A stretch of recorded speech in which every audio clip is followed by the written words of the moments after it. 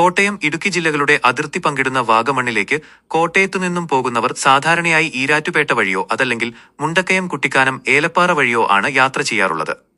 എന്നാൽ കുറഞ്ഞ ദൂരം കൊണ്ട് മുണ്ടക്കയത്തുനിന്നും വാഗമണ്ണിലേക്ക് കയറാൻ സാധിക്കുന്ന ഒരുപാട് ചരിത്രമുള്ള ഒരു പഴയകാല പാതയുണ്ട്. മുണ്ടക്കയത്തുനിന്നും തുടങ്ങി കൂട്ടിക്കൽ, ഏന്തയാർ, ഇളങ്കാട് വഴി വാഗമണ്ണിലേക്ക് വെറും 23 കിലോമീറ്റർ മാത്രമാണ് ദൂരമുള്ളത്.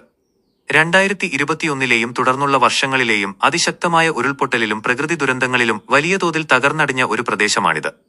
ഇവിടുത്തെ ജനങ്ങളുടെ നിരന്തരമായ പ്രയത്നങ്ങളുടെയും ആവശ്യങ്ങളുടെയും ഭാഗമായി ഈ റോഡ് പുനരുദ്ധരിക്കുന്നതിനുള്ള ജോലികൾ നടന്നുവരികയാണ്. ഇതിന്റെ ഭാഗമായി ഇളങ്കാട് ടൗൺ മുതൽ വല്യേന്ത വരെയുള്ള പ്രധാന കയറ്റങ്ങൾ ഉൾപ്പെടുന്ന ഭാഗം ആധുനിക രീതിയിൽ ടാർ ചെയ്ത് ഇപ്പോൾ മികച്ച രീതിയിൽ സഞ്ചാരയോഗ്യമാക്കിയിട്ടുണ്ട്. പുതിയ ടാറിട്ട ഈ റോഡിലൂടെയുള്ള യാത്ര പ്രകൃതി ഭംഗിയാൽ മനോഹരമാണ്.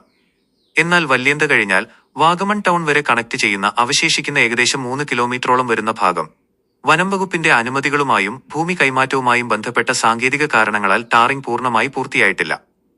നിലവിൽ ഈ 3 കിലോമീറ്റർ ഭാഗം കല്ലും മണ്ണും നിറഞ്ഞ കഠിനമായ ഒരു ഓഫ് റോഡ് പാതയാണ്. വന്യമായ കാടിന്റെ ഭംഗിയും മലനിരകളിൽ നിന്നും ഒഴുകിയിറങ്ങുന്ന കാട്ടുചോലകളും പെട്ടെന്ന് വന്നു മൂടുന്ന കനത്ത മൂടൽമഞ്ഞും ഈ വഴിയെ അങ്ങേയറ്റം ആകർഷകമാക്കുന്നുണ്ടെങ്കിലും പണി പൂർത്തിയാകാത്ത ഈ അവസാന ഘട്ടത്തിലൂടെയുള്ള യാത്ര നിലവിൽ തികച്ചും അപകടം നിറഞ്ഞതാണ്. ഈ പുതിയ പാത പൂർണ്ണമായും തുറക്കുന്നതോടെ വാഗമൺ ടൂറിസം മേഖലയ്ക്ക് അതൊരു വലിയ കുതിച്ചുചാട്ടമാകും.